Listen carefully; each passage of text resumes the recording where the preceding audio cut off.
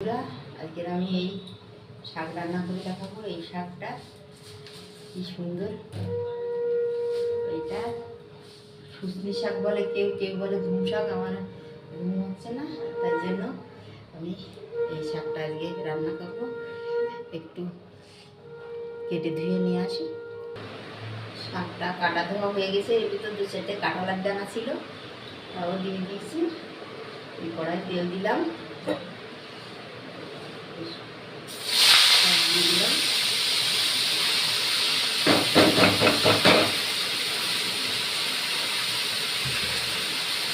লবণ, হলুদ দিয়ে দিলাম।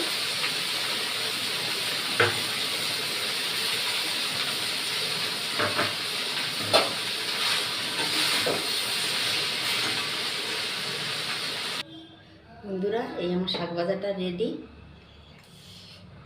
আপনারা